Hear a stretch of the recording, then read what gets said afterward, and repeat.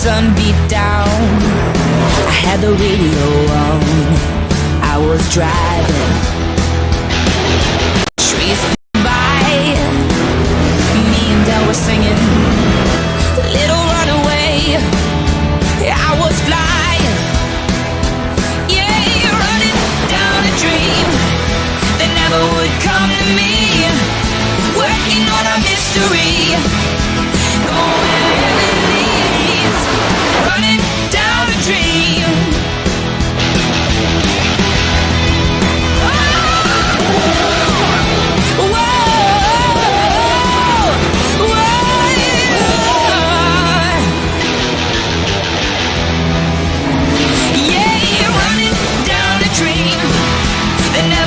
Come to me, running down a dream. Oh, yeah, running down a dream.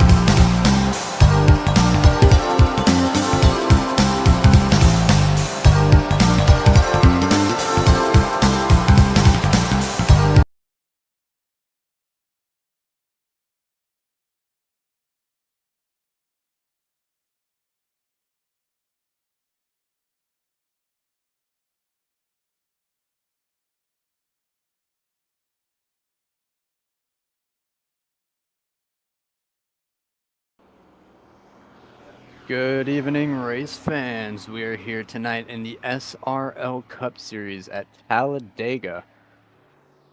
75 laps around this 2.66 mile track. One of the biggest fields that we've had tonight this season in the SRL. SuperSpeedways love to grab lots of people for big attendances, as we have a little bits of graphic issues, but it's going to be an exciting race, good pack racing like you always see at Talladega, as it's not the end of the stream.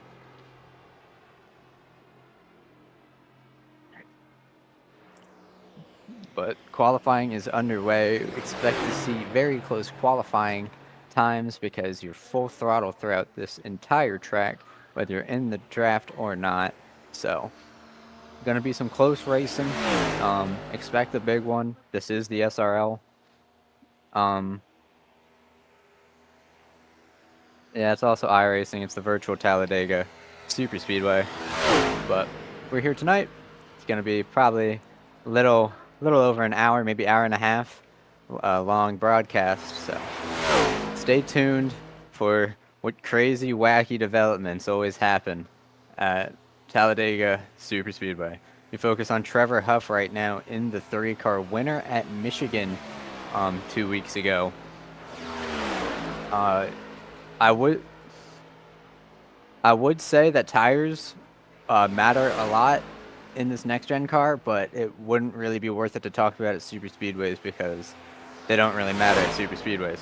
But Trevor Huff won the Michigan race on tire strategy. Did a great job. Doing I believe he's in the playoffs. So doing his playoff hopes a very big favor. But 2 minutes, a little over 2 minutes left in qualifying for the Alabama No Bowl 200 at the virtual Talladega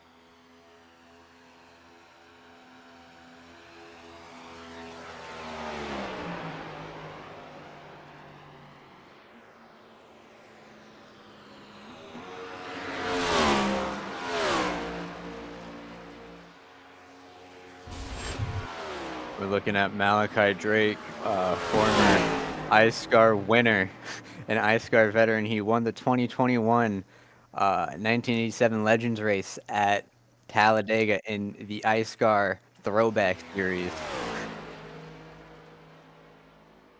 Looking at Joseph Lewis 6 in the number 82.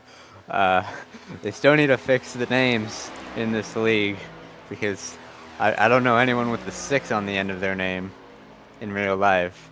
But about 30 seconds left. Currently, your provisional pole sitter is Aaron Schugel with a 53.234, and the time spread between first and the last qualified person at this moment is 7/10.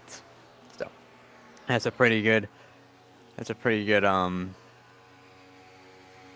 don't know what word to say. Pretty good metric to show how close the racing would be. There we go. But drivers are going to be gridding, so let's go through the starting lineup.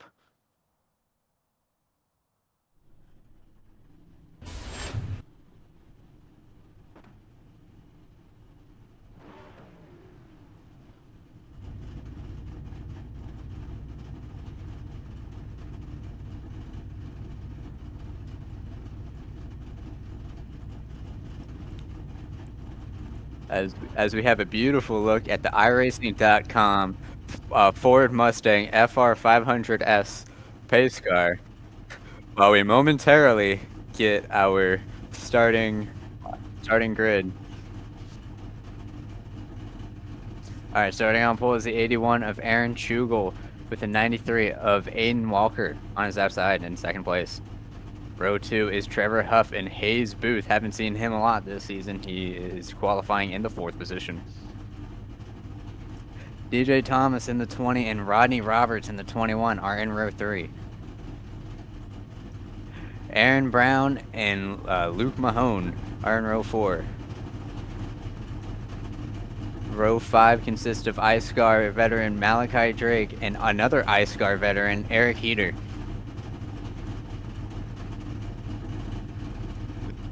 Gavin Austin and Jason Beckman are in row 6. Row 7 of Xander Short and Ollie Reeves. Haven't seen those two in my commentating experience on SRL. Wyatt Roberts in the 42 and Caleb McKinney in the 76 are in row 8. Row 9 we were just talking about, and Joseph Lewis and Michael Deitch in row 9.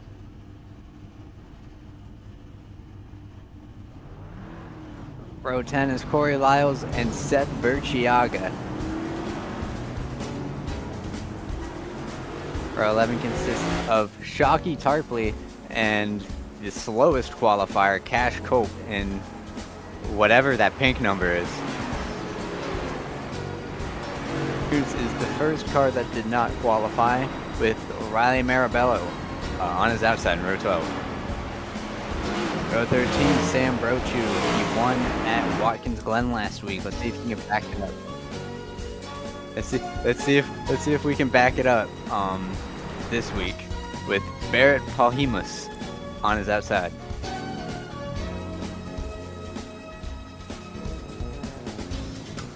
iScar winner Jacob A. Wilkerson in the 43 with another iScar veteran Blaze McKinney in the 87 in row 14. Pocono winner Elliott Drummond in row 15 with Matthew Brower on his outside. Row 16 is Shane DeMantova and league owner Alexander G. Schumacher. Row 17 is Tristan Troll. He was the first one to leave at Watkins Glen last week with Glenn Bundren Jr. on his outside. Jason Alexander threw the caution at Watkins Glen last week with Johnny Johnson with the best name in row 18.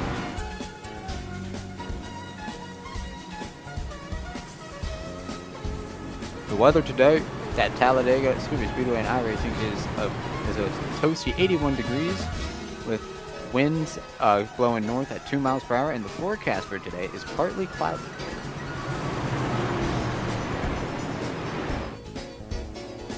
Alright, pace car is in. Waiting to see Aaron Schugel hit the gas. Waiting. Any day now, iRacing. Geico restart zone. Now they're off. Green flag in the air. Schugel takes the point with some good pushing from Trevor Huff. No help from behind Trevor Huff. Aiden Walker on his outside, trying to see if he can get the run off the top. Creates good runs down the back straight because they're going downhill. But it looks like it's a pretty dead even battle for the lead as the two packs start to start to form. Most people in Super Speedway Racing like to lay back a little bit, wait for the big one to happen, and gain positions until the end of the race.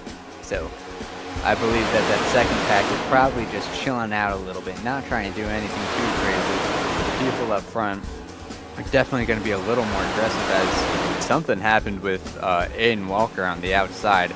That outside just straight up died. The inside looking to be the superior line as of right now. Hayes Booth takes the lead with Rodney Roberts, Luke Mahone, Eric Peter, and Aaron Schugel making up the current top 5. And the top 5 are all just snaking along basically on the inside line, as I believe that's Glenn Bundren Jr. just pulling out of pit lane. But now the lines are starting to form up finally. As we're coming to lap 3, I'll have to see who's that car in front of me. That is Alexander Schumacher, as we have a disco party. But Alexander Schumacher had a penalty, a penalty at Watkins Glen for some weird cautions that happened.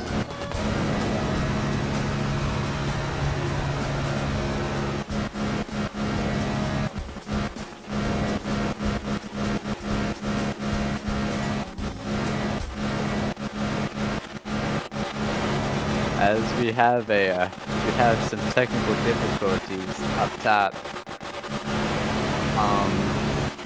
Our producer's computer is having a little bit of a moment. It's 15 minutes of fame. But currently, as it stands, I believe that it is Luke Mahone in the 36, my mistake, leading with Aaron Schugel pushing and Trevor Huff in third place. Primarily a single car, a single file race so far. For some reason the cars are running the middle line. I'm not sure why the middle line. A lot of people run the bottom or the very top. But people do as people will. So looks like we're just going to have some nice tame for Talladega standards racing here coming to lap 5 out of 75, so still a long way to go. The front pack has gapped the back of the second pack quite considerably, about 3.5 seconds split the end of the first pack with Corey Lyles and the start of the second pack with Blaze McKinney. So I think Blaze McKinney and the people in that second pack are probably waiting for the big one to happen, but it doesn't look like it's happening anytime soon. If all of these cars are going to be single file, they're spreading out a little bit in the back. We have a big stack up. Almost a huge wreck. I don't know what happened back there. It looked like I don't know. It looked like Wyatt Roberts. No, my mistake. Trying to find out who stacked it up. I believe it was Ollie Reeves. He gone the wall a little bit and stacked up the back of the front pack. So almost a disaster, but a little bit of skid marks in people's pants and some cold sweat have prevented the big one on lap 6 But the race is far from over. There's more opportunities for the big one as we have people going below the yellow line. I presume to fall back a little bit, but most people do that entering the back straight. But people can do as they wish as we almost go 4 wide for the lead. Aaron Schugel on the bottom. Looks like he's going to take the top spot for now. But Hayes Booth right on the side, just a car length separating the distance between them. But we might have video feedback.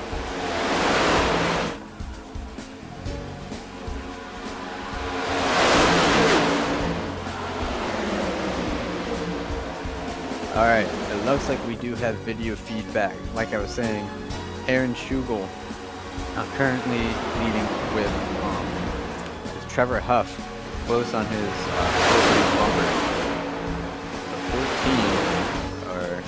The 14 of Jason Beckman led up to the 3rd position. It's pretty easy to get big position changes here at Talladega just because of the nature of the pack racing. So there's a lot of stories of people going from last to first in only a short handful of laps just due to how draft. Now since we have video, it's mostly calm. Nothing too zany happening. And it looks like it's just mostly been the Aaron Schugel show so far. He started on pole, and he's led a lot of the laps so far. And in the back, I believe that's Joseph Lewis making his way all the way up to what I believe is about 6th or 7th. So good start from Joseph Lewis, starting 17th, and now he's in 6th. So let's see how this will pan out for him. But looks like it has, I wouldn't say devolved, but looks like it has formed to mostly single file racing with a little bit of double file action near the second half of the first pack. But it can be really hard to get lines moving in these cars because just the aerodynamic properties. They're not the best cars for plate racing, so it's definitely going to be interesting to see how people will manage those aerodynamic, I don't want to say inconveniences, but the interesting aerodynamic properties of the next-gen cars on iRacing. Because the outside line getting a little stacked up, while the inside line's all nice and moving freely. Not too bad. So we almost go 3 wide, 2 cars on the far outside. I think they're probably going to drop back a little bit. Yet with these cars, you have to have probably 3 or more cars forming a line to get anything done. And sadly, no, I don't believe that there's any tandem drafting in these cars. We'd like to have that back, by the way. Make do with what we have on iRacing so far.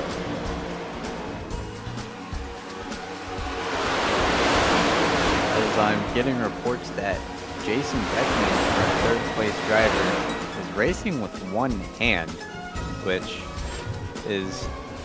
you know, it might seem like something that you do on a plate track. You're going full throttle, just turning left, no need to play with the brake at all, but it's still an impressive feat to do because a lot of people would be death gripping their wheel with both hands right now. Jason Beckman with one hand made his way up to 3rd, and oh no, he just turned Aaron Schugel. There's the caution. Oh, the big one. I went to the big one. Oh my gosh.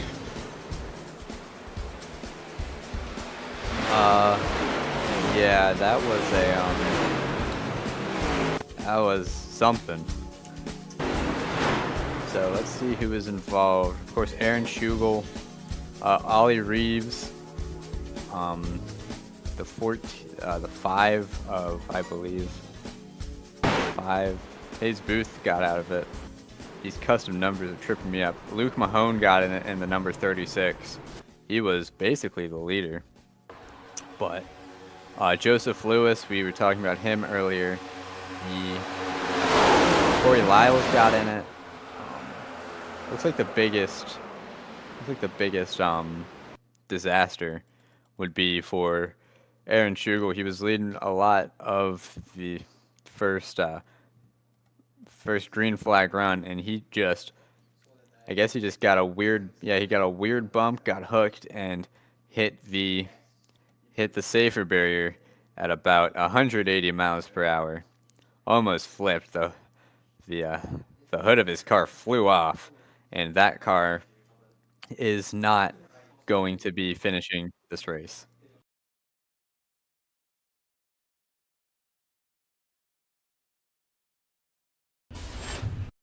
Oh, as I forgot to mention, Jason Alexander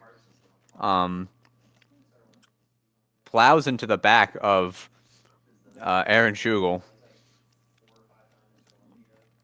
This is about, I'd say about 5 to 6 seconds after the wreck happens.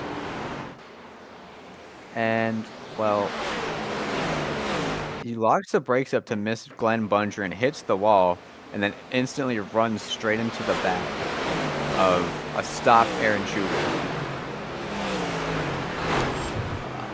Sometimes there's not the brightest people on the service. It's part of racing. Plowing into stopped cars. I know this is called the Cup Series, but that was a lot like an ARCA Series move.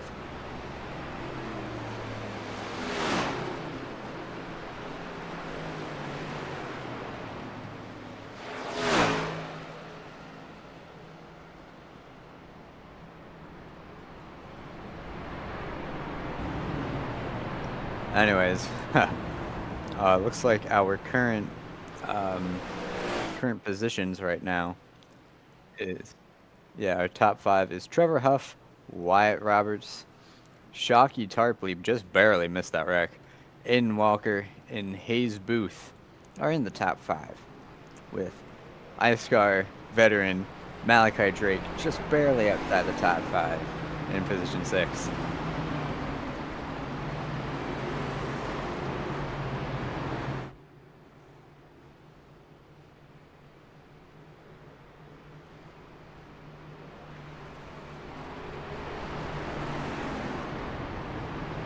And if I'm not mistaken, I believe Malachi Drake is an iScar Cup Series champion. I believe that he won the 2021 iScar Platinum Cup Series championship. So, definitely a good driver in this field.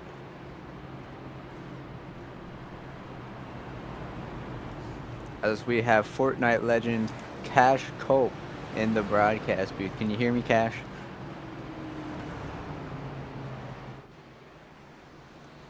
Cash, you there?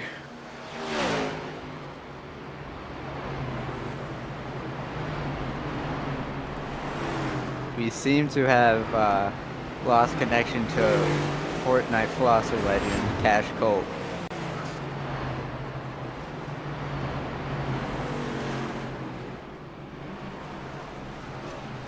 We still waiting for him in the interview booth, but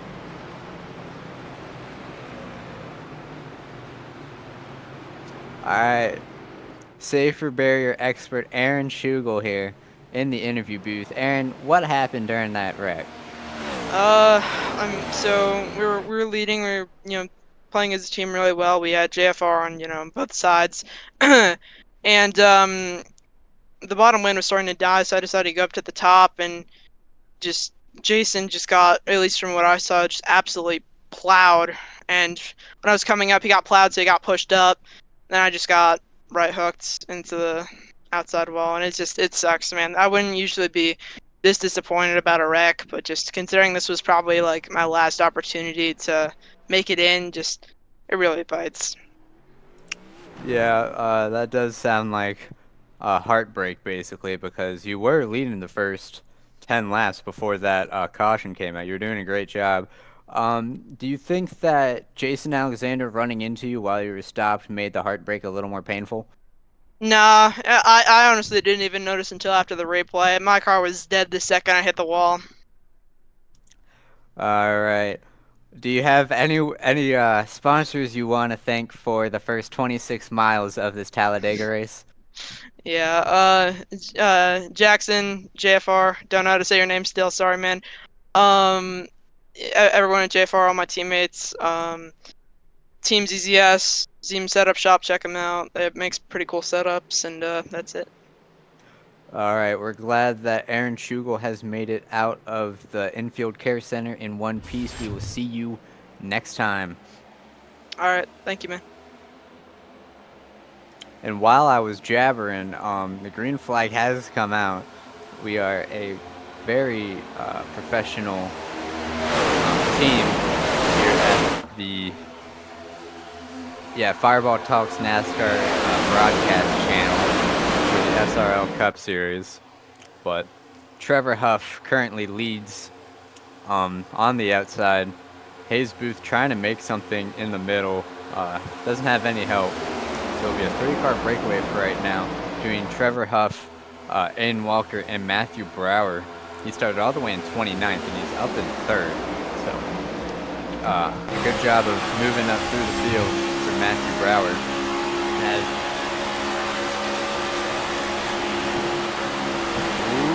As we look at Glenn Bungeon Jr. here in 21st position. 18th, my mistake. Having a good look at the back end of Blaze McKinney, flexing that Bungeon lawn care as we have cars fanning out. A car dropping to the inside. That is the 79 of Barrett Paulimus. I don't know how to pronounce your name, buddy. Sorry, but as we have another wreck. Oh my good guys, we literally just went green. Okay. I don't know how that happened. So let's get a replay because people have seemed to think that the 30th mile in this race is the checkered flag, so they'll drive like maniacs.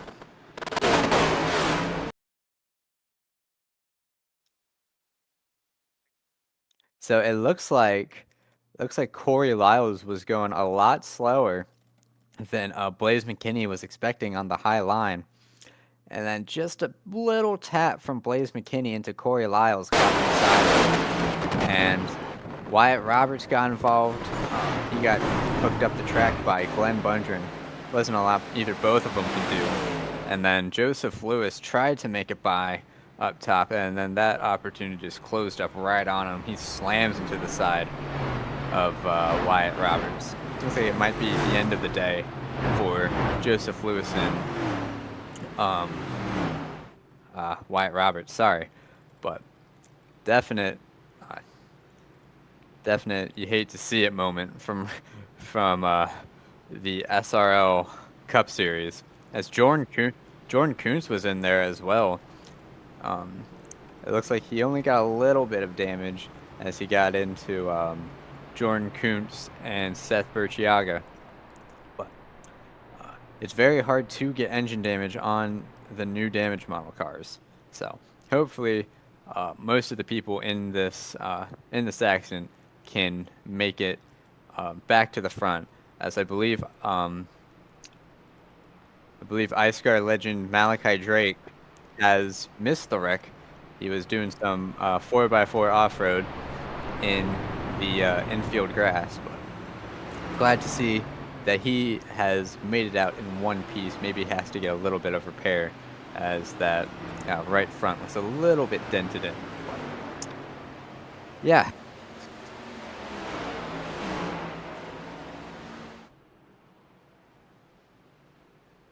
But this type of racing is how people drive on iRacing and super speedways.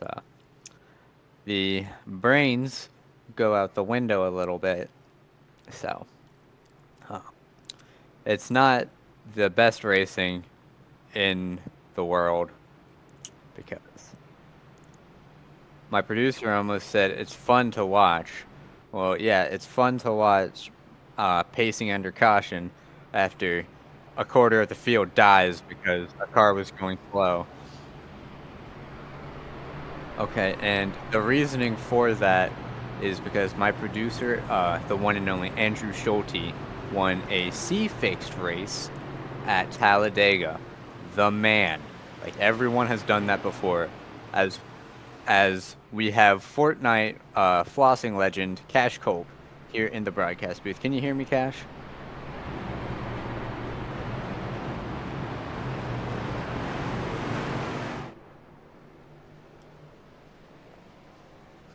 We still have Fortnite legend Cash Cope in the Shadow Realm right now. One day we'll find out if his microphone works, but we have Jason Beckman in the interview booth. Jason, can you hear me? Yes, I can, sir. So, that was a pretty big wreck. So I want to know for that first wreck, what happened? Because we were focusing on you, and then a huge wreck happened, and I saw Aaron Schugel fly into the wall. Well, that was not my intention to send Aaron Schugel in the wall. I mean, we're teammates on JFR here. I'm trying to get him, a good result today, but didn't work how we wanted to. I was, trying to push him. When he came up to block the top line, we had a run, and the 5 car was just on me. I couldn't really slow down in time to give him a soft bump. Ended in disaster there. And I don't know if this is a personal question or not, but we've gotten reports that you're driving this with one hand. Why are you driving this with one hand? I am driving this with one hand. You see, just this last weekend, I broke my wrist in a hockey game. So I have a splint on my left arm. I'm using my thumb from my left arm because I can't really put much pressure on it. And I'm driving primarily with my right hand. Hell of an effort from Jason Beckman. All right, we'll let you focus in this race as we're about to go green again. All right, I'm here now. My iRacing is crashed and I didn't even know it. Yeah.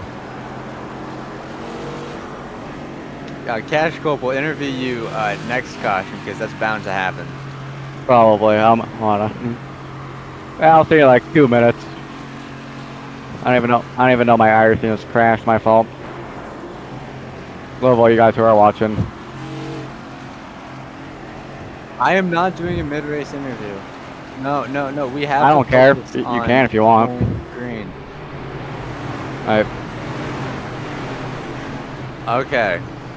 Back to professionalism here on Fireball Talks NASCAR Sim Racing streaming.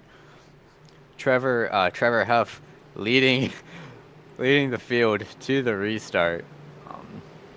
Most cars have chosen the bottom line, but there are still some up top. Elliott Drummond, who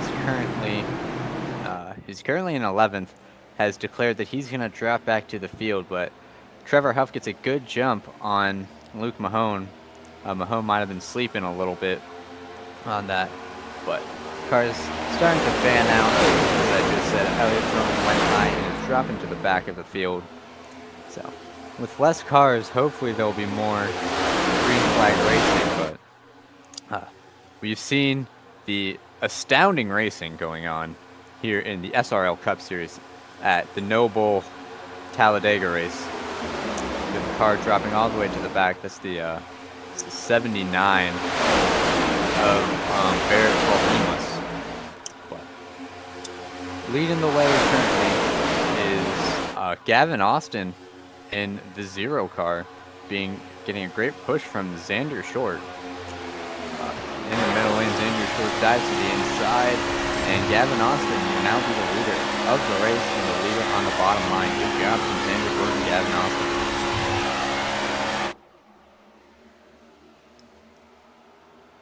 And if there's one thing and I forgot to mention the plate rules. If there's one thing you don't want to do, it's push through the corners, like bump draft through the corners, because you're almost certain to turn someone.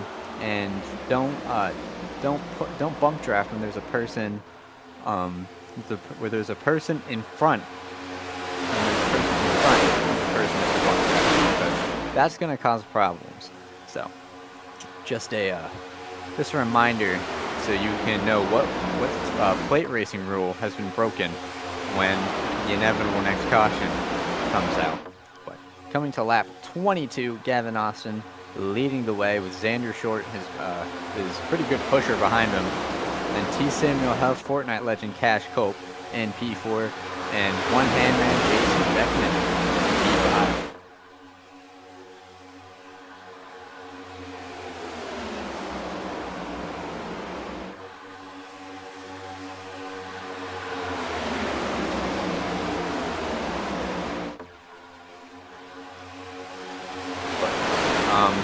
Looking at the outside line, it's Ollie Reeves who was involved in the first wreck. Looks like he is making his way back to the front of the field, making a good charge on the outside line with Aiden Walker, the 5 of Luke Mahone, 25 Shane DeMantova, all on the outside line. Getting a good push as Aiden Walker dives to the inside. So looks like the outside line is going to die down for a little bit. Oh, Jason Beckman looks to close up the inside hole, so any cars on the outside can't dive inwards. But like I've said 3 times in the past 5 minutes, Gavin Austin P1, Xander Short P2, Trevor Huff P3, Ollie Reeves in 4th, and coming to the line, I believe that's going to be Luke Mahone in 5th. So there's not really a lot to talk about, honestly, because everyone focuses on the close finishes and big wrecks of plate racing, but they don't focus on the lull in between them, where these cars are just going double file on a track that's 4 lanes wide. And no one's trying a 30 wide move, they're just saying, we're not even halfway, might as well not go crazy. It's reasonable for a driver's standpoint, but makes not a lot happening in a broadcasting perspective. We have a little bit of a stack up behind Luke Mahone as the outside line tries to get formed up. Luke Mahone, I haven't really seen him much this season. Then again, I've only been commentating 4 races, so I haven't seen him in the past couple of races that I've commentated. So maybe this is a plate wizard here. I'm only doing the full throttle tracks of Daytona and Talladega. I'm getting one of my producers that he has done tracks that has not done full throttle, so good for him.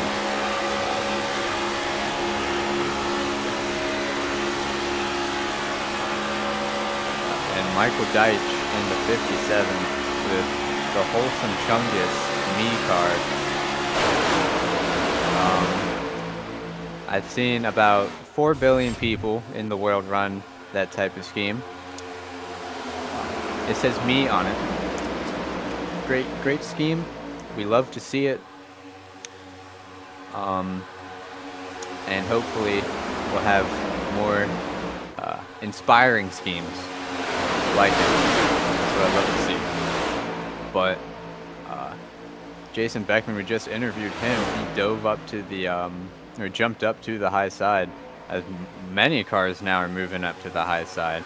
The leader, Gavin Austin, has pulled up to the high side, left Xander Short basically out to dry. So currently all the leaders are on the high side.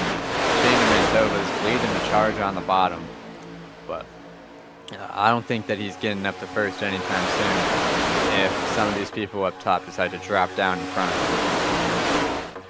So the average ebbs and flows of plate racing, lots of shuffling. Alex Schumacher has made a pretty good comeback from his penalty at Watkins Glen. He's leading, or he's second in line on the inside line. So he's basically made up any penalty brought upon him, because I believe as we have cars in the wall. Oh goodness gracious! It's a straight line, guys. But like I was saying. Alex Schumacher now leading the inside line. He got a penalty after Watkins Glen for some miscommunication right off the caution at a race course in iRacing. But sometimes racing's unpredictable like that. But Zane Short has or Xander Short. I don't know. I was thinking Zane Short because Zane Smith drives a 38 in real life, but. Xander Short got to dry on the inside, so he shuffled all the way back to around 9th or 10th place. Still, the high line is the dominant line as we speak, with as it's affectionately called, the Dale line. But I believe that at least the top 2 or top 3 are going to drop down on the inside before Shane DeMantova catches up.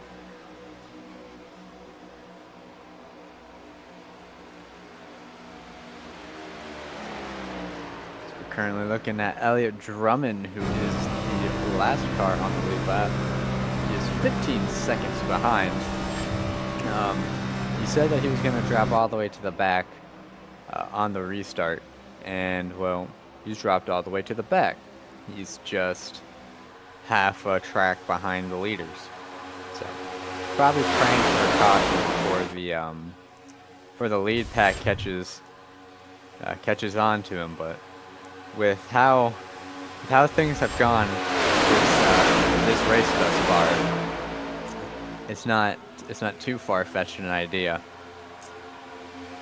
But and he's currently in 25th place, our Pocono winner. Has been pretty good for the past couple of races. I believe that he had a pretty good showing at Michigan, and he did have a pretty good run at Watkins Glen. I don't remember where he finished, but he's definitely doing his playoff hopes a very good favor as he looks to fit himself in the Final Four cutoff that will be at Bristol, I believe, on October 30th.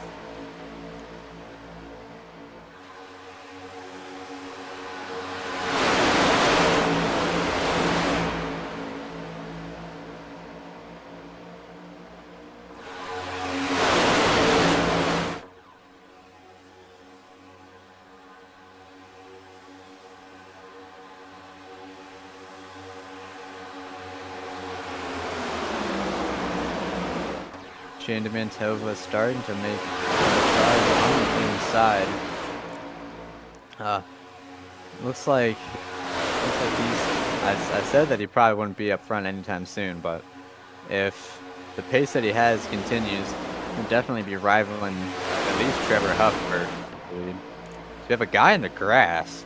I don't know who that was, but looks like we have SRL Landscaping Company here at Talladega.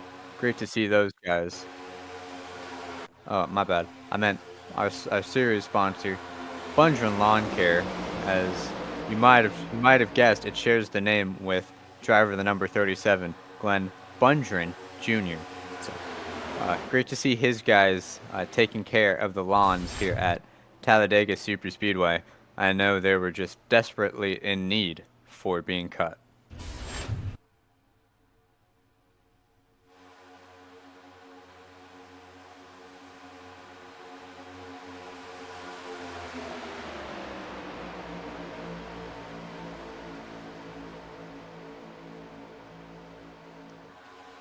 Coming to complete lap 33 of the 75 lap race. Not much to talk about. Just Talladega racing.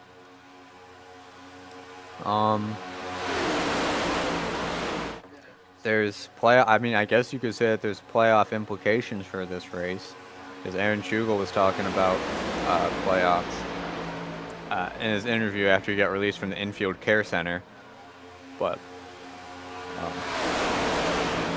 definitely a curveball when it comes to the playoff hunt, because so many different things can happen at a plate track. You know, the best car in the field, the best playoff car, can get caught up in the big one, and that'll be the end of the race, or the end of the playoffs and the race for that person. So definite, I don't want to say luck, but there's definitely outside factors that can contribute to the playoffs at this track.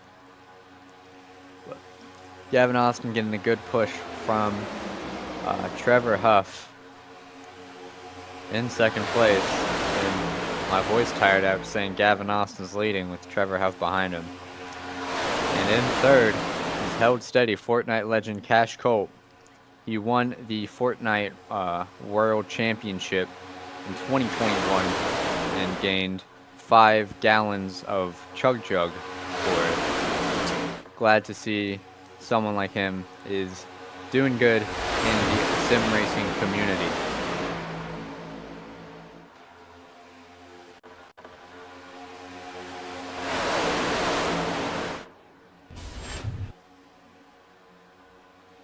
As Shane DeMantova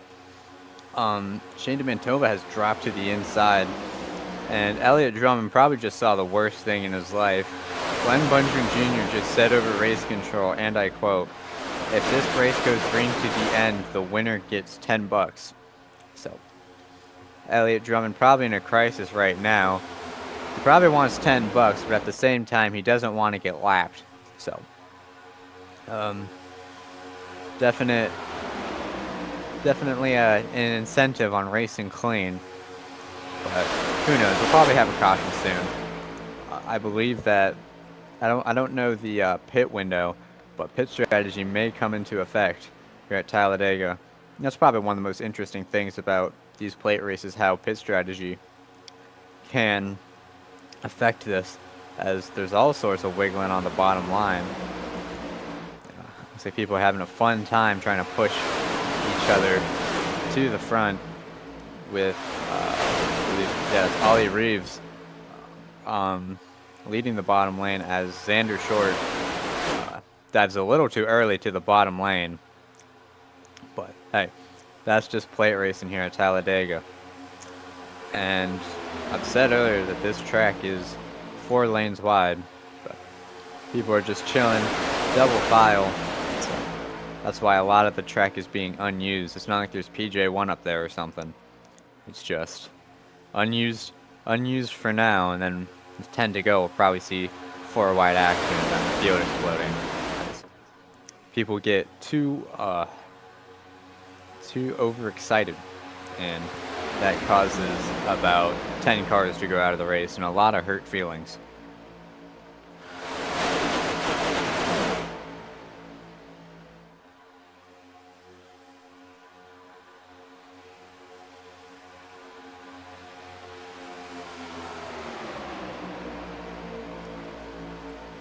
Xander Short looking to make a charge on the bottom lane. Getting pushed by Ollie Reeves. Looks like they're making some good headway. But it's hard to make a charge when the top line has such a good run off the bottom.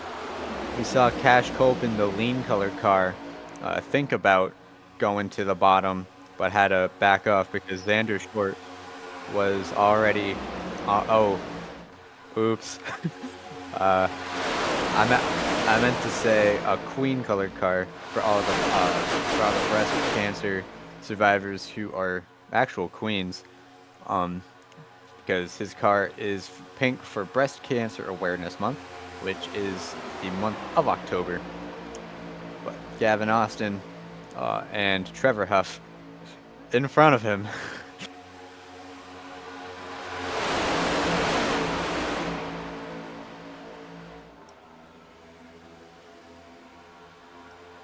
All right, so if there is a time for the caution to come out, it would be right now.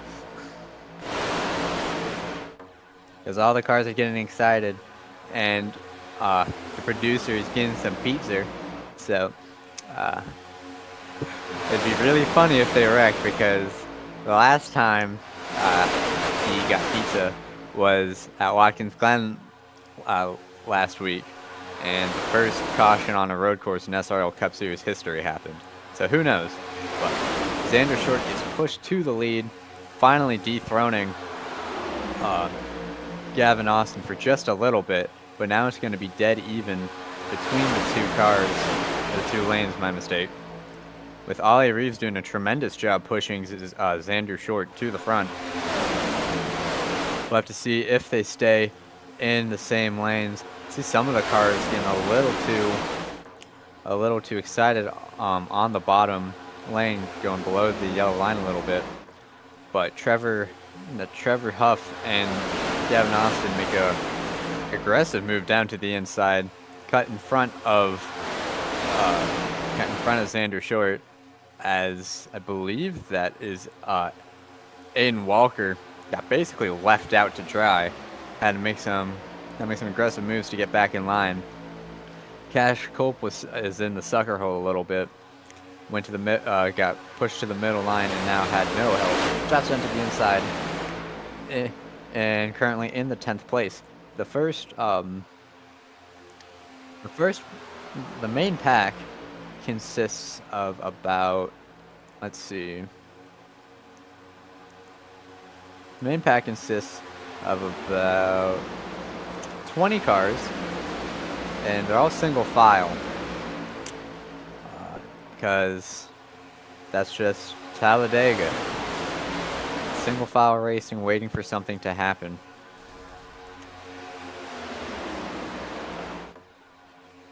But we have a car pulling into the pits. That's Michael Deitch in the 57. I don't know if this was like a planned stop. If it was, it's not the wisest thing to go into the pits by yourself at a plate track.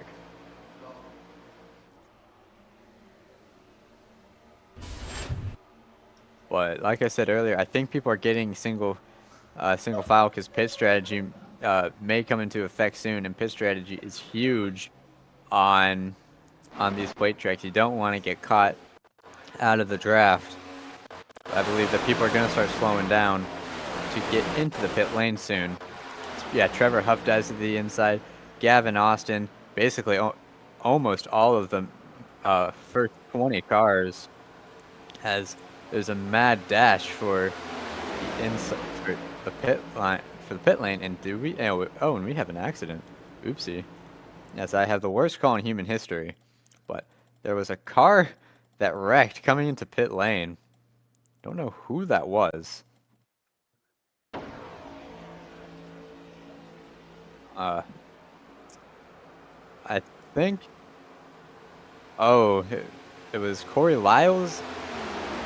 Yeah, Corey Lyles, Alex Schumacher in the 76 of Barrett Polhemus.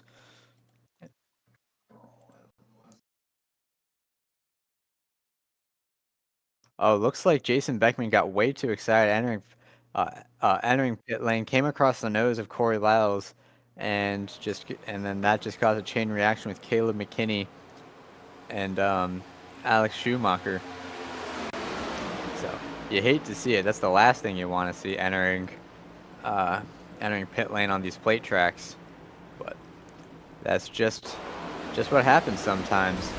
But Sam Brochu, currently leading the way, hasn't pit yet. He was the winner at the Watkins Glen race last week. Straight up, basically dominated. But I'd say that they're either coming in this lap or next lap, because you don't want to stay out too long, because that main pack will end up starting to catch you and you just lose time. I think these guys are just going to run it out, run it till it's dry, as they lap Alex Schumacher, who was involved in that pit lane wreck. So it'll be interesting to see the post-race penalties assessed to that. And the reason that wasn't a caution is because iRacing determines that if it is not on the racing surface,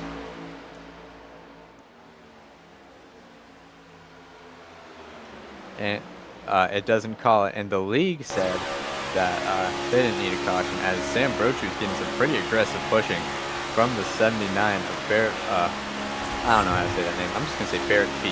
Barrett P. Giving Sam Brochu a pretty aggressive push.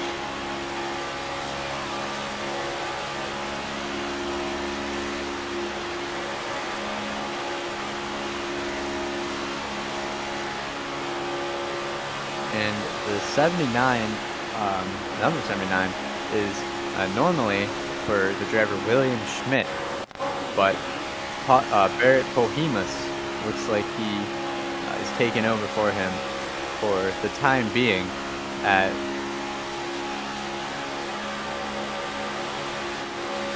William Schmidt, established SRL Cup Series driver. He's known for winning many races here in the Schumacher Racing League Cup Series. It's good to see someone pass the torch over to a capable driver like Barrett Pohemus as the lead pack starts to slow down for pit lane. Ooh, I think some of these guys might be going a little fast. As let's see if there's any black flags for anyone. I don't think so.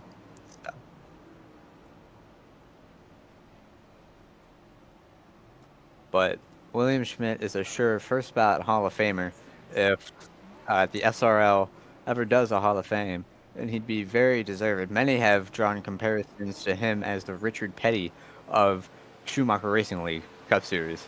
So looks like no one got a black flag for speeding or unsafe pit entry, which is a good thing.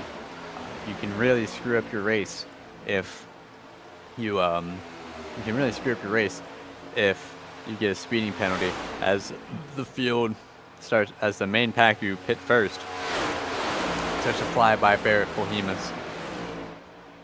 But currently Trevor Huff is leading this pack, and I believe that he'll probably be the de facto, he's probably like the de facto leader, because his two iScar legends, or three iScar legends, Aaron Brown, Malachi Drake, and Eric Heater, have still yet to pit, and they're probably going to pit all at the same time. And we just got word from Malachi Drake and Eric Heater that they're going to be pitting in this time by. So this will be interesting to see how it will shuffle them out. It might put them in the main pack, and who knows, it might put them in the lead. You just never know when it comes to these plate races. But currently, it's been pretty tame. Nothing much has happened in this green flag run since the last caution. But Samuel Huff is going to retake the, or not Samuel Huff, Trevor Huff is going to take the lead when they pass by, with Gavin Austin behind him, Benjamin Walker, or not Benjamin Walker, these names confuse me, Aiden Walker, Xander Short, and Shockey Tarpley, Ollie Reeves, Tristan Troll, Caleb McKinney, currently clutching on to that first pack. If there's one thing that prevents cautions right now, it's the spread out. It's the spreading out due to the pit cycle. So this lead pack might as well be the battle for the win, as they come up on Elliott Drummond and Rodney Roberts. So those two are going to get lapped. You hate to see it, but that's racing here. As I was slightly mistaken, Caleb McKinney was a lap down. I said that he was clinging onto the lead pack. I was lying. He was a lap down. So my apology for that misinformation.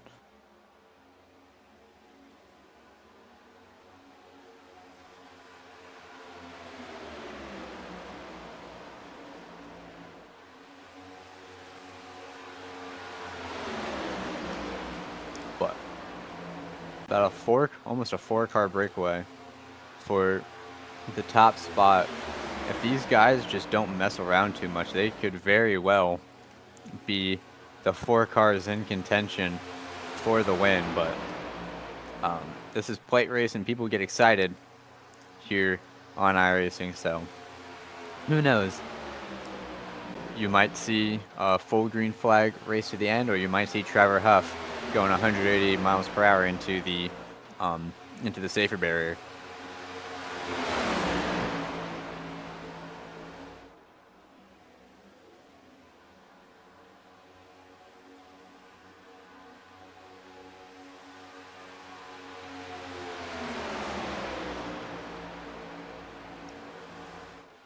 And you might be wondering why the cars might be peaking on the outside a little bit. That's to cool down their engines.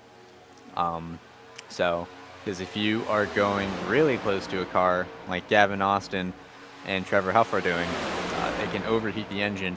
And me personally, I would not want my engine to overheat and blow up during a plate race when I'm racing for the lead. So that's why you might see them move out of line for a smidge, just to get some cool air on the car and cool down that oil temp a little bit.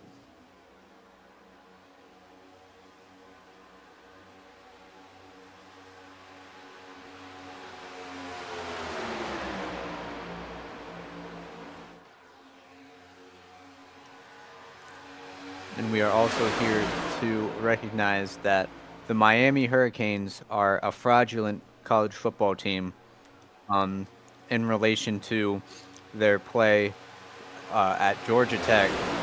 It's not even relevant, but there's nothing happening during this race right now. So.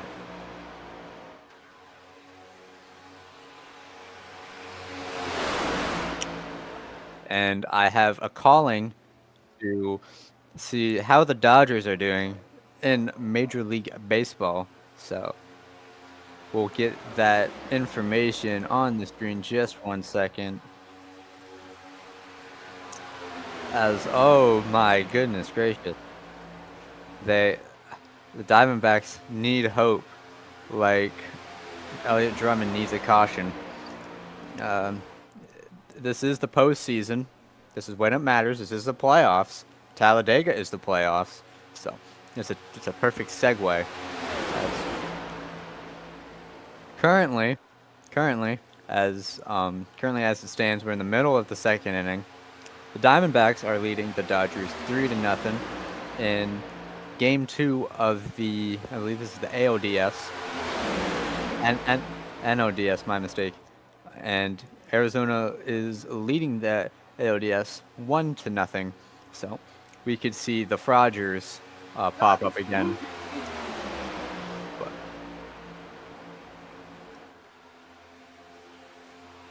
And now that we're coming to 22 to go, our producer has to cry into a towel, so we're going to be doing Crank It Up. So get those headphones on and experience the wonderful sound of the next gens on irons.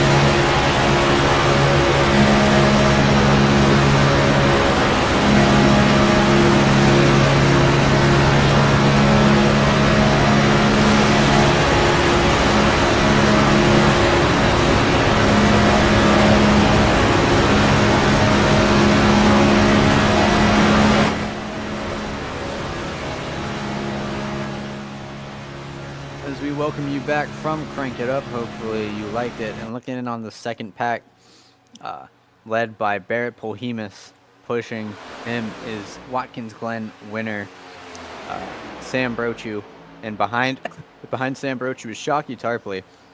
But number 79 car, I haven't seen him a lot all season. Like I said before, he's taken over for the retired William Schmidt, whose exploits in all sorts of racing spans across all sorts of the video gaming industry. Alright, so I'm on the broadcast only to say this is misinformation.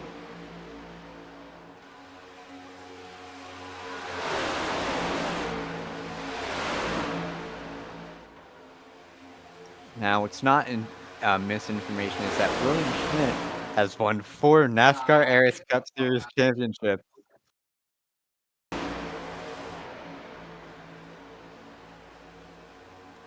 So, pro racing.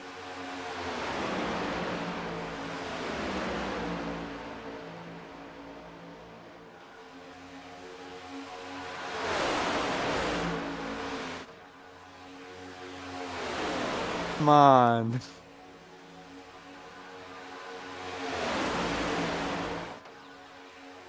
Oh my, that would have been funny.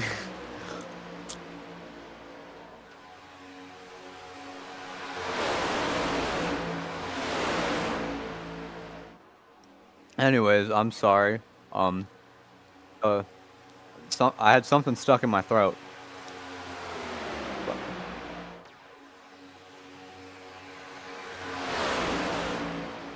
Hey, we have something to talk about. We have Joseph Lewis. He just came from the Infield Care Center. Can you hear us, Joseph? Yeah, I can hear you loud and clear. So, you were running a pretty decent race for about the first 50 miles. What happened in that second wreck?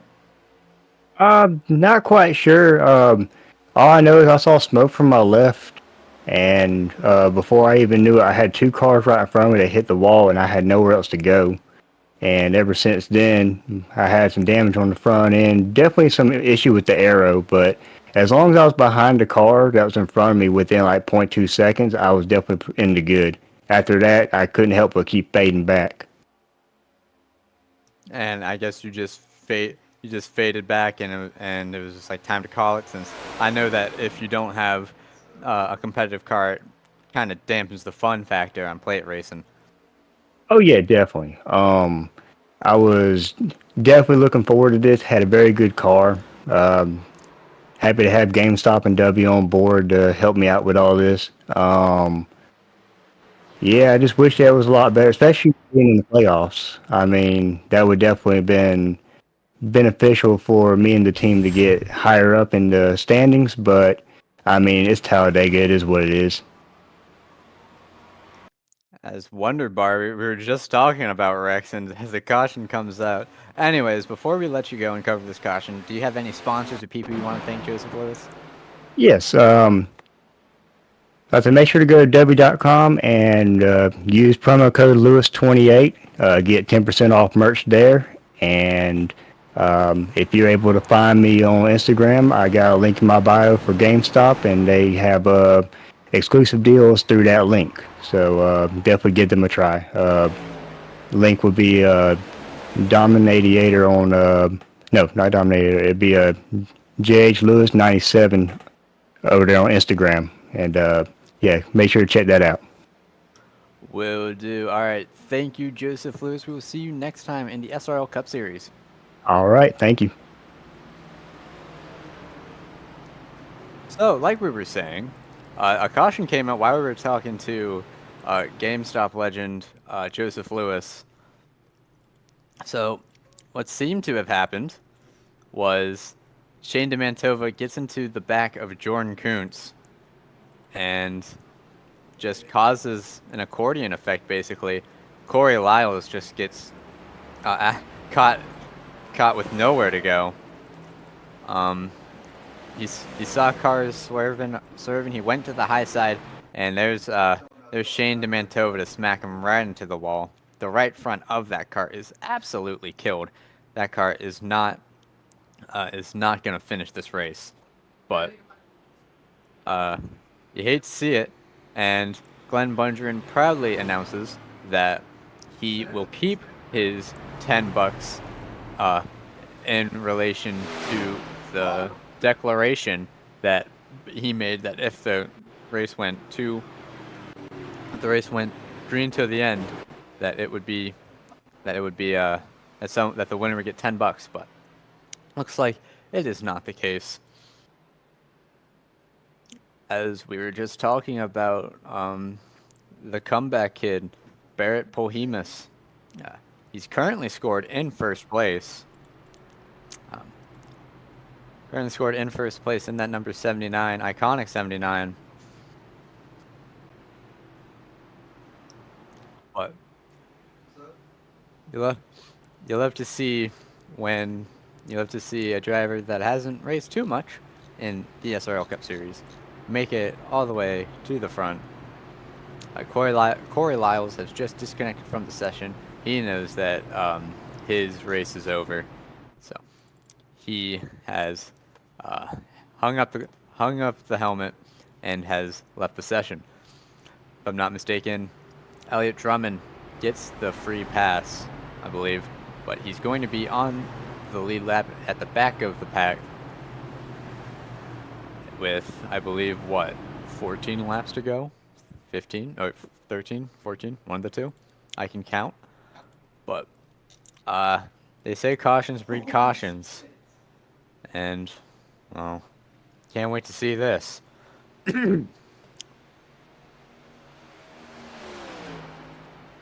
Sam Brochu, we were just talking about him pushing Barrett Pohemus.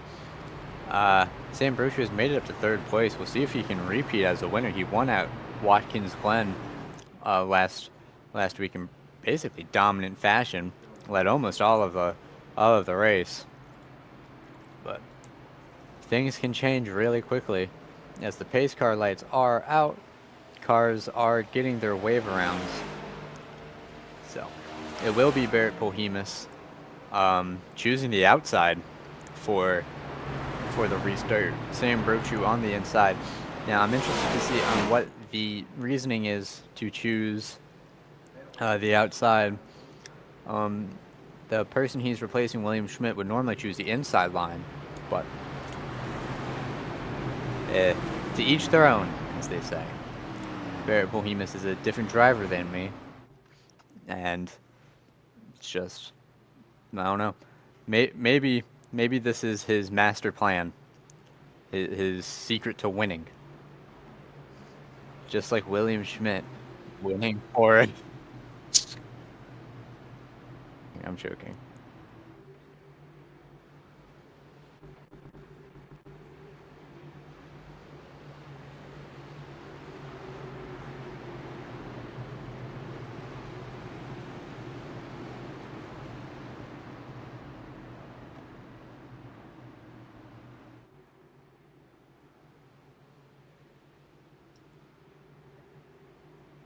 As I'm getting concerned, getting concerned from race fans that this is a very professional broadcast. I assure you, I am a very professional commentator. I've commentated many things, like iRacing races and Roblox NASCAR races.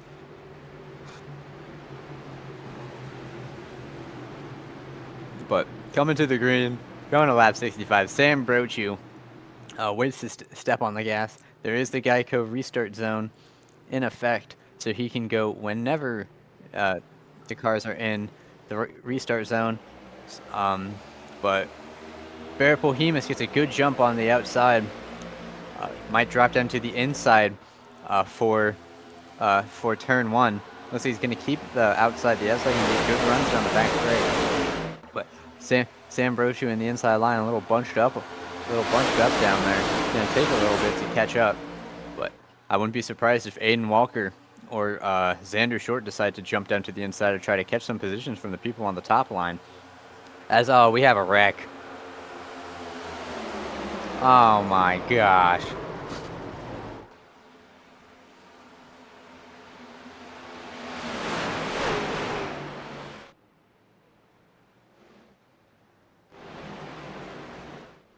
So look like involved in this wreck where Ollie Reeves, Jason Beckman, Alex Schumacher, Aaron Brown got a piece.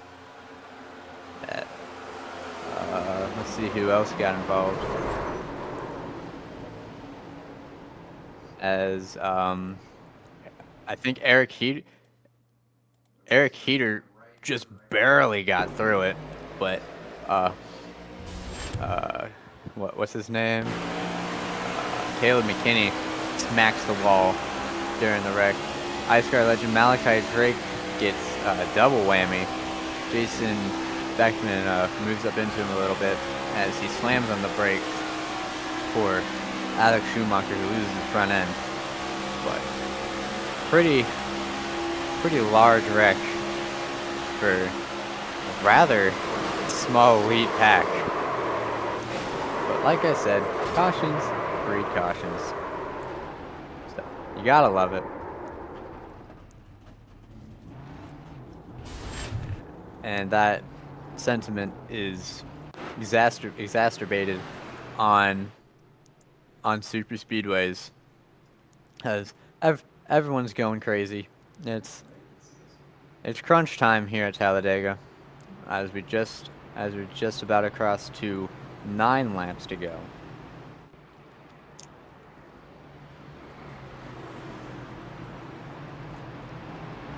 As cars with meatballs through for that wreck is Caleb McKinney and Aaron Brown. So that's definitely going to be the end of their race. Wheel damage is a lot of time to fix, but maybe they'll be out quickly. Who knows? It's tough to see. They're pretty competitive all race. Just wasn't in the heart of the cards. As if there's one thing I'm surprised about, Aaron Schugel, despite wrecking on lap 12, is still in pit lane. He's still in the session. His car should be fine enough to drive by now, but I guess he just really likes watching the race. I don't blame him. This has been an interesting race to see. As I think I was wrong about the damage to Caleb McKinney and Aaron Brown being terminal, but they're definitely going to have some steering issues, which is a little bit important when you're driving fast on a curved track. But who knows? Maybe they will come out from nowhere and win the race. Anything can happen at these big tracks.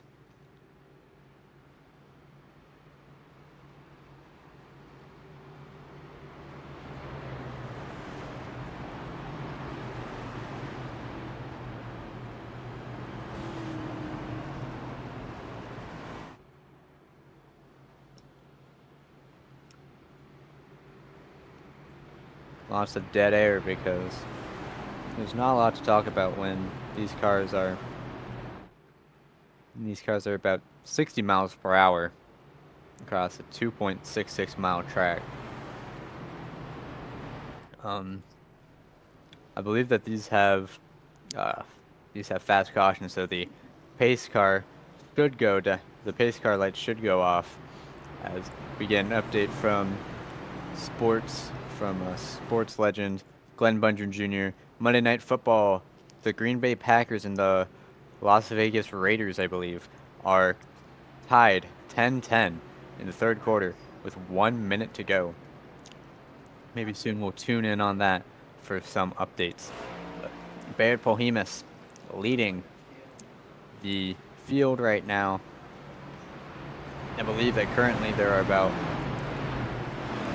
about 23 cars still on track. 24 cars, my mistake. There's still time for another huge wreck, which will probably happen. Like, don't get me wrong. This isn't the Pro Series. Who am I to judge? Especially when you have the 79 of Barrett Polhemus leading this race.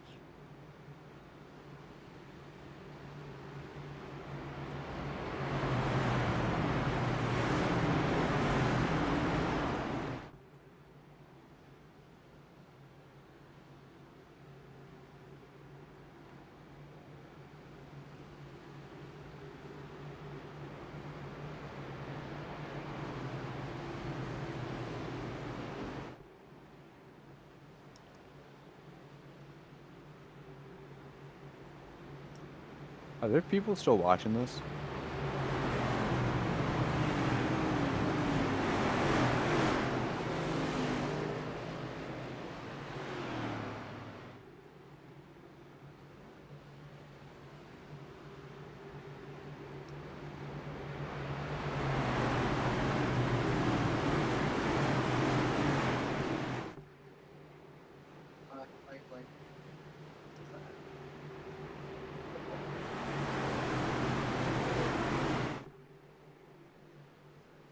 As I am being reprimanded by my producer that I'm supposed to be professional for these last 7 laps, I have been professional.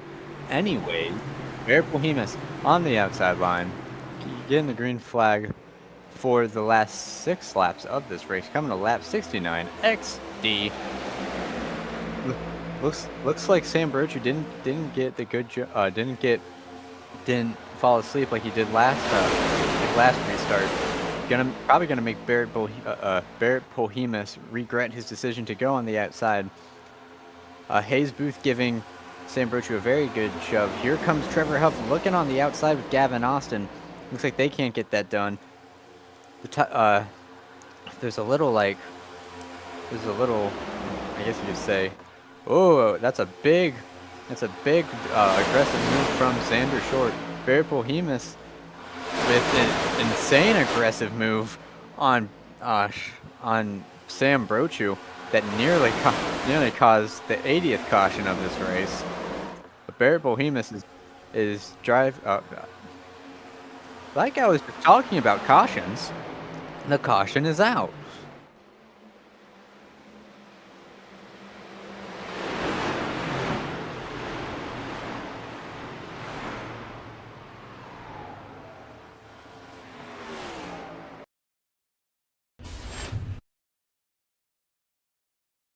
So the cause of this caution is the one and only Johnny Johnson.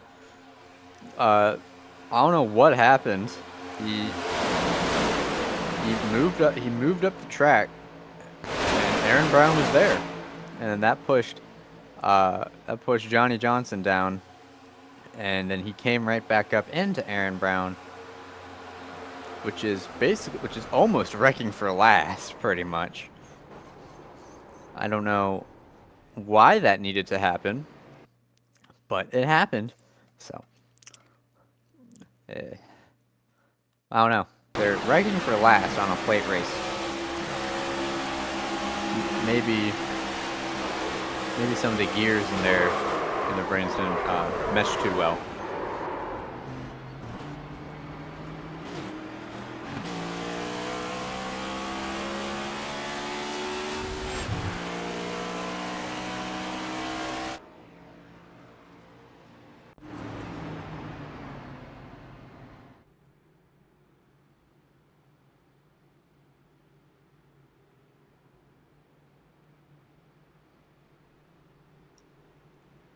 Xander Short was leading, as he was just barely in front at the time of the caution coming out. So he will definitely have the upper hand when it comes to the restart, which will be 2 laps from now, as the pace car lights are still on. And let's get a sports update, as we are in the top of the 4th inning with the Dodgers and Diamondbacks in the 2023 NODS Game 2. The Diamondbacks are still up 3-0 to the Dodgers. It's been like that since the 1st inning. So, not much change has happened.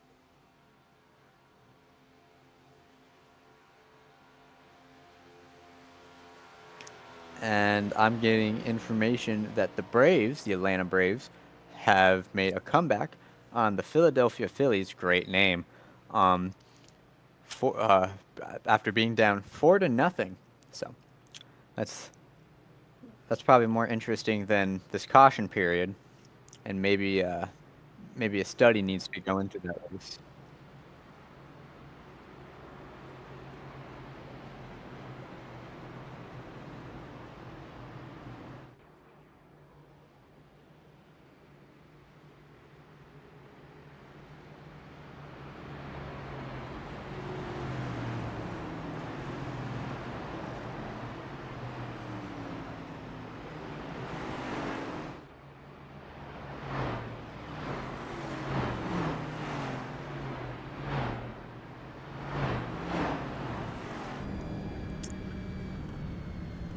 And we are also receiving word from our fans that the Chicago White Sox have gone 61-101 this season. Truly momentous season for the Chicago White Sox. Surely this next season the rebuild is going to work out.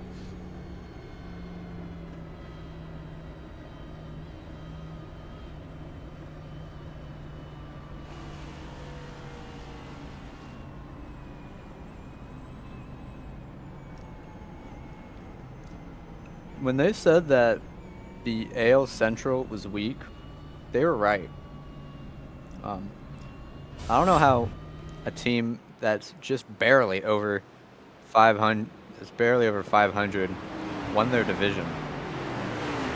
But I guess the AL Central is the 2014 NFC East of baseball.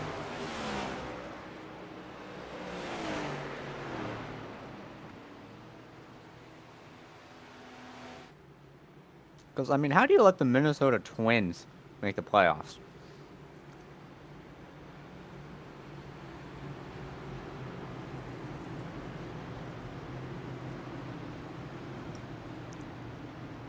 But we all know that the best team, the Baltimore Orioles, are going to go to the Promised Land. They're going to win the World Series in a sweep in the World Series, just like the Yankees dynasty of the late 90s. So we're eagerly awaiting the next 5 years to be Baltimore Orioles country. But anyways, Xander Short currently leading this race, coming to the restart.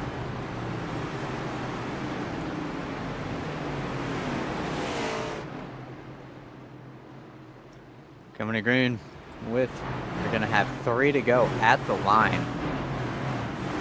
So, cars getting warmed up. You saw the 25 of Shockey Tarpley, or the 34. These custom numbers are tripping me up. The 34 is Shockey Tarpley wiggling this car around, trying to get it all felt up. So, coming to the green. Let's hope that this ends under regulation and not overtime. Waiting for the Geico restart zone. Green flag is out. Xander Short with a good jump on Barrett Bohemus. He can jump down to the bottom at any time. Here comes Aiden Walker, clear of Barrett Bohemus.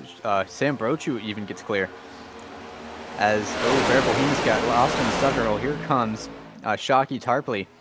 Looks like Bohemus just did not get a very good start, and that just bottled up the inside line. Perfect positioning from Xander Short. He's going to be leading the high line. Looks like the bottom lane is not going to be any factor as of right now. And I believe, yeah, that's Sam Brochu using the middle lane as his help from Hayes Booth just dissolved. So he manages to get back in the top lane. And if he didn't, that would have been disastrous for this finish. But 2 laps to go, coming to the line. Shockey Tarpley starting to get that inside lane cooking. As Xander Short gets lost on the top side, he just got absolutely left out to dry by Aiden Walker. But Shockey Tarpley, oh, and we have a wreck. Oh no, Elliott Drummond. Ooh. That's Elliott Drummond in that. That's not what he needed for his playoffs. Barrett Bohemus is in it as well. That's something that you just don't want to see.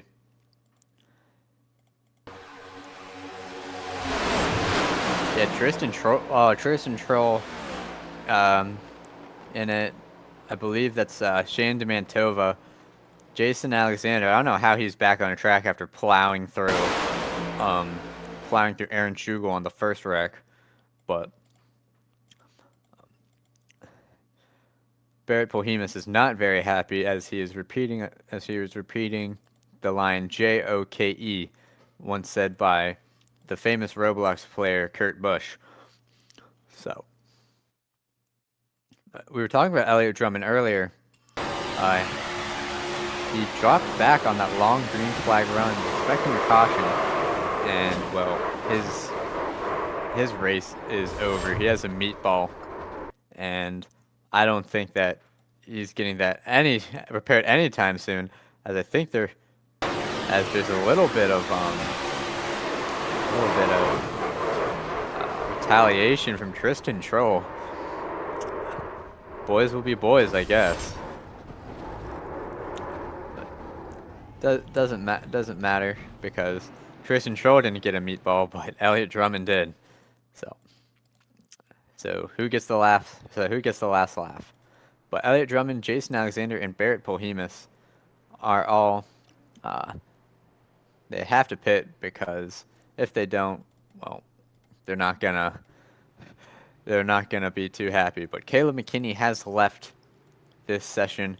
He's decided to hang it up, so he will probably be scored in the, if I'm not mistaken, the 25th position. So tough break for Barrett Polhemus. He was he was leading just not too long ago, but that's what happens at Talladega. These types of things can happen, and I feel like you know how like in NASCAR, like how the commentators freak out over like a car brushing a wall. I feel like I'm Joe Buck, like barely reacting to anything when it happens.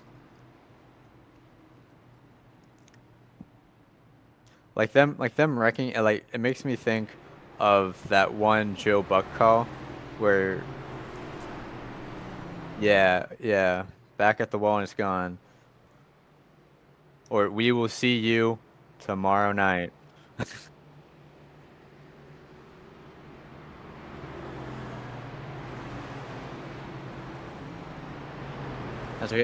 As we have Cash Culp in the waiting room.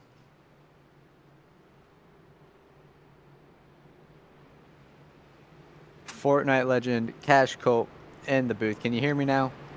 Yeah, I could hear you for once. First time in about hour and a half, but I can hear you loud and clear. All right, Cash. How you doing today? Looks like your car in pit lane at the moment. Yeah, we got 45 left of optional, but you know, I love getting wrecked by my teammate. You know, very nice getting wrecked by your teammates. Okay. On a scale of 1 to 10, how would you rate your race so far? Because you were up front for a pretty decent amount of time, and now you're in the pits.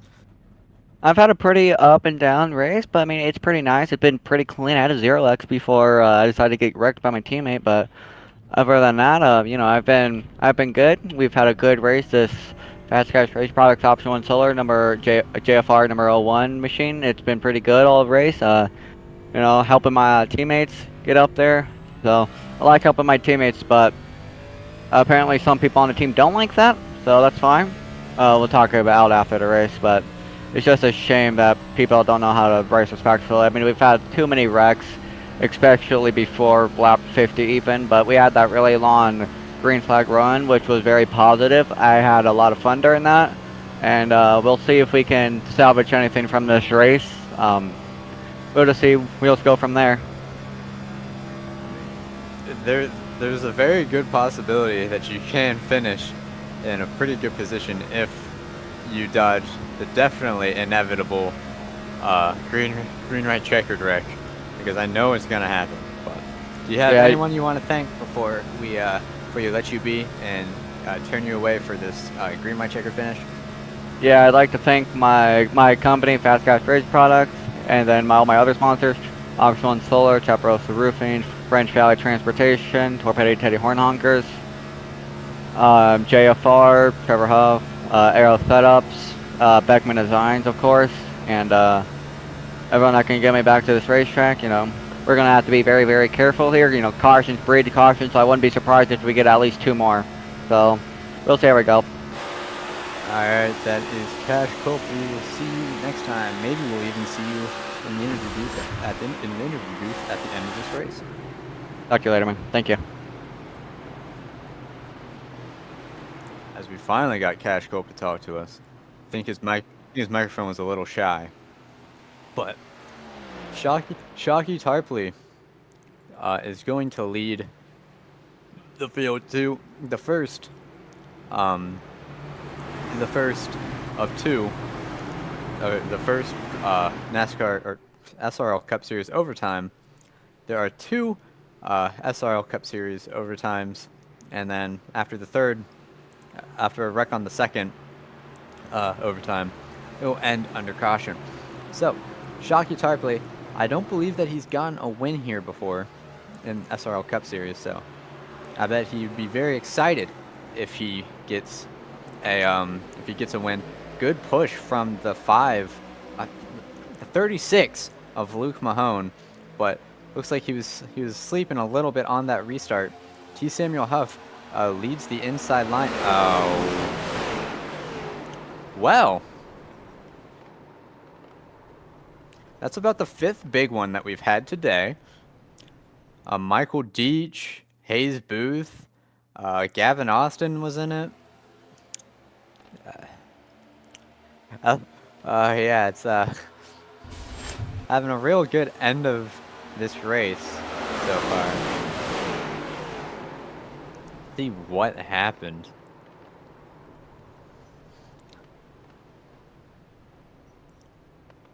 It looks like he cleared himself on the 6 of Rodney Roberts, or 21. They really need to get this custom number situation figured out. The 21 of Rodney Roberts. It's kind of hard to see. I'd say that, yeah, I'd say that the 36 might have come down a little bit when Rodney Roberts was looking on the inside.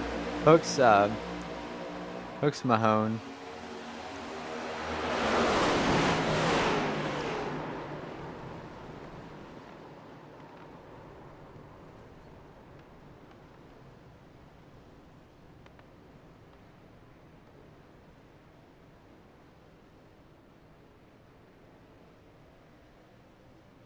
We apologize for the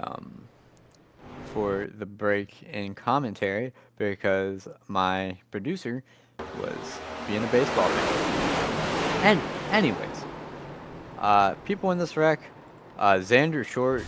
Oh, you hate to see Xander Short in that. Malachi Drake, Hayes Booth got in it. Yeah, just late race things, honestly. Gavin Austin doing donuts in the grass in his Bunger and Lawn Care car.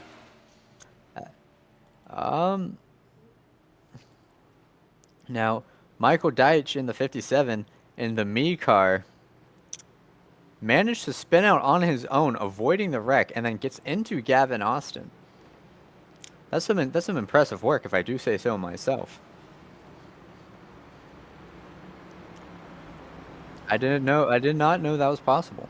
But hey, looks like his car is okay.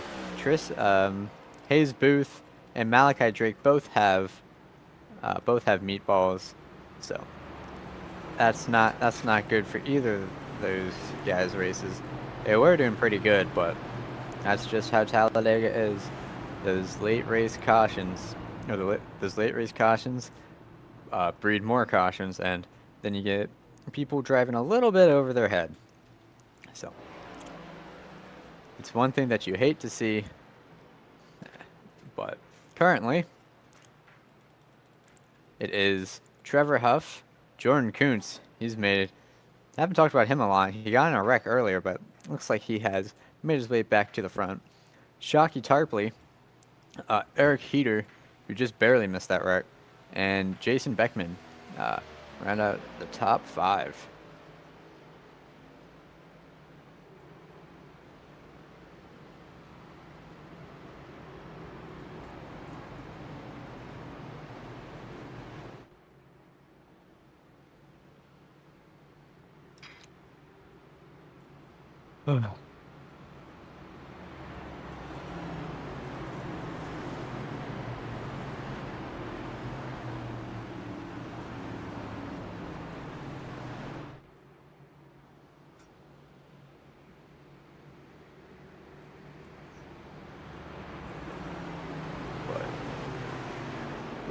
I don't know what to talk about.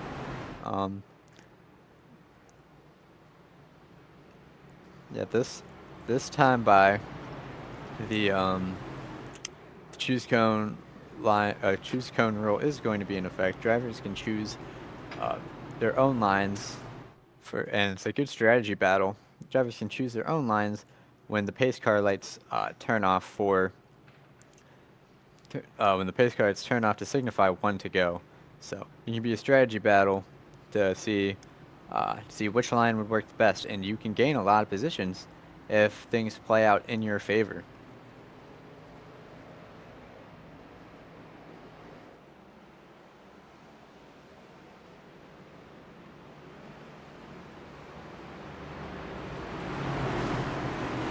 But an update on the Dodgers and Diamondbacks game, my producer was having a cranial meltdown because the Dodgers scored 1 point and cut the deficit down to 2 runs. So, there's your sports update.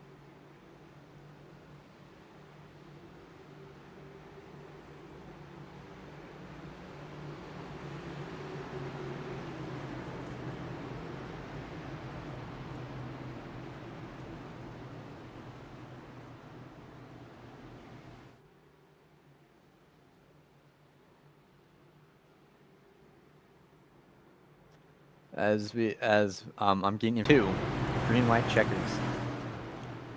So if there's a wreck before we get to the white flag, then that's the race. Whoever's leading at the time of caution will be the winner of the Alabama Noble 200 at, well, what? It wouldn't be the 200, it'd be like the 83 laps, it'd be like the longer than the advertised distance. I don't know. It'd probably be like 200, like 15 at the end of this race. But T. Samuel Huff is on the point, so he can go whenever he wants to. Green flag is out. Trevor Huff gets a good jump on Jordan Kuntz. Eric Heater did not get a good jump. He's gonna be lagging back a little bit. Jordan Kuntz on the inside. Trevor Huff cuts him off. So we're looking to see how Shockey Tarpley, the first car on the outside line, can get the outside line going. He's getting pushed by Sam Brochu. Looks like nope. All right, race ends under caution.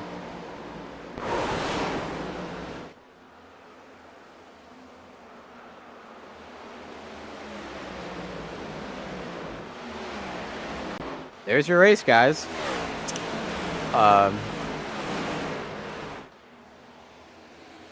We had 2 chances to get this race to end under green, and it didn't.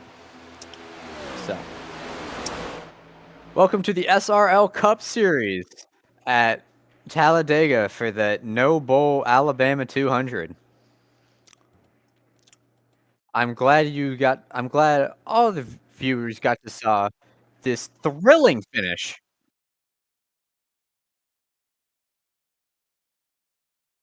The thrilling finish, including Shockey Tarpley getting spun by Sam Brochu, Aaron Brown going about 170 miles per hour into the wall.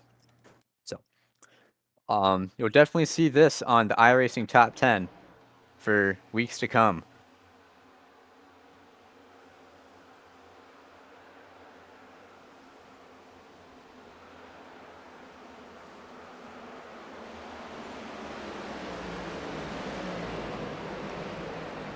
And the thing is that this would be the normal finish for an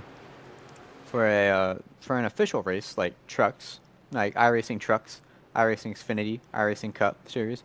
But at least those 9 times out of 10 get past.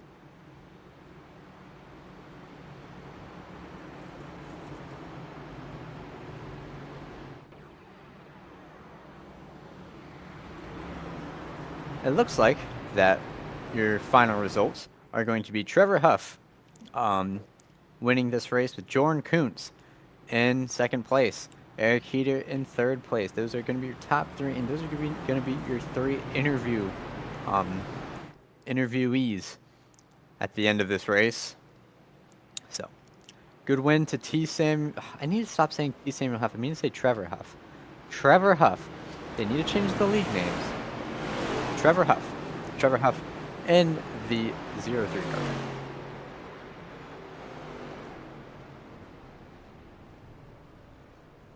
So, your final results for this race at the Alabama No Bowl 200 would be Trevor Huff in P1, followed by Jordan Kuntz, Eric Heater, Sam Brochu, Cash Colt. We were just talking about him in the interview booth. Almost made it to the top 3, couldn't get it done.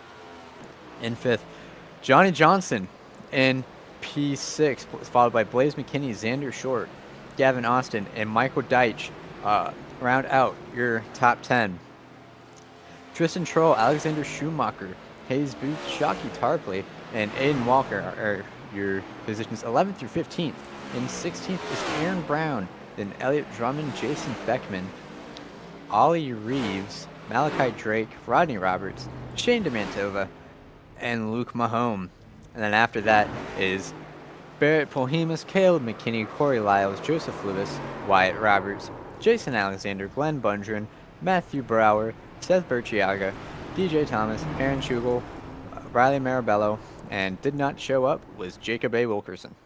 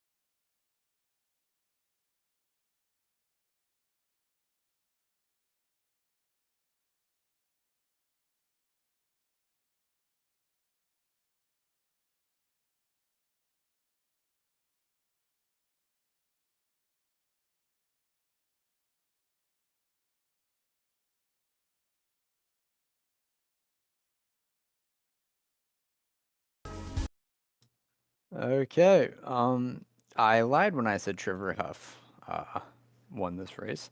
At the time of the caution, it seems that Jordan Kuntz was the leader. So, looks like it's going to be Jordan Kuntz winning this race, then Trevor Huff, then Eric Heater. So, always some drama here at Talladega. And we're waiting as we have our third place finisher, Eric Heater. How you doing, Eric? I'm good. Just put my teammate to a win, so very happy. So, we kind yeah, I wouldn't say that you weren't really there most of the race, but we didn't really talk about you too much. Were you just chilling out for most of the race and just waiting for the laps to tick by? Yeah, most of the race I was in the back saving fuel with my other teammates. We had a good strategy going. We were going to make it, but just got unlucky with the caution there. We were going to have a good shot at the win with Aaron and Malachi, those guys back there, but just didn't work out. But eventually came back our way, so Jordan was able to get the win and got a double podium. So have to be happy with that. Yeah, and I saw you getting some pretty close calls. Like I think I saw on on the caution that brought the first green light checkered out, you almost got clipped. So were you kind of like sweating after that? Like, oh my gosh, that might happen again. Yeah, it happened several times. So I got pretty lucky to finish the race at all, but yeah, several close calls between both me and Jordan there. So just happy to close off. All right. Do you have any people or sponsors you want to thank before you turn you loose? Just all my teammates, Proximity Racing. Shout out to all of them. All right, that is Eric Heater, our third place finisher at the Alabama No Bowl 200 here in the SRL Cup Series. We'll see you next time. Thank you.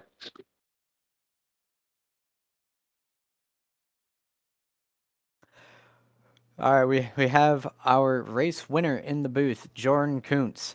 How you doing, Kuntz? I'm doing good. Of course, not the way I want to win a race for it to be decided under caution, but a win's a win, and I'll take any win how they come.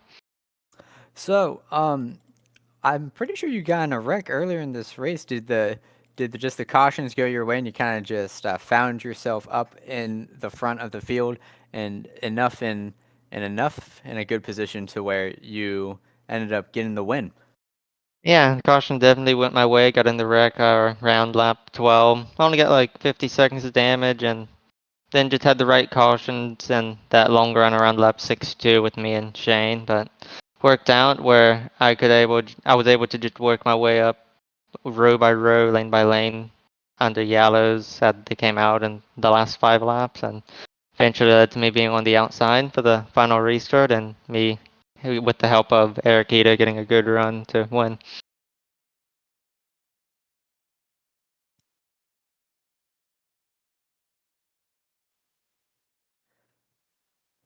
All right, before we turn you loose, do you have any people or sponsors you want to thank? I'd like to thank everyone who was working with me in VC, Aaron, Malachi, Eric Ito. That was a massive help with strategy and everything to do with the race. A lot of them got unlucky, but me and Eric got the good side of it and came out first and third. And I'd also like to shout out to my grandmother. For Breast Cancer Awareness Month, she had breast cancer a few years ago and she survived. So happy for her and glad she's doing well. And yeah, thank you for doing this broadcast so I can go back and watch the controversial race. It will definitely be a good broadcast. All right, that is our race winner, Jordan Kuntz. We'll see you next time. Thank you.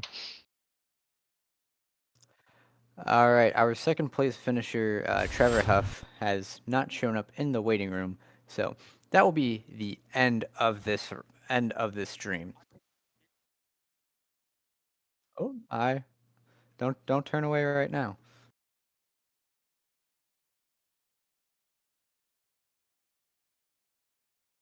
No, sorry. I'm not trying to. I lied. Trevor Huff has declined to interview. We hate to see what happened, and there is definitely controversy for this race. But anyways, we thank you for tuning in to the SRL Cup Series Alabama No Bowl 200. here at the virtual Talladega Superspeedway on iRacing. Producing this race is Andrew Schulte, and commentating this race, yours truly, Garrett Hess. Thank you for watching, and I hope everyone here has a good night.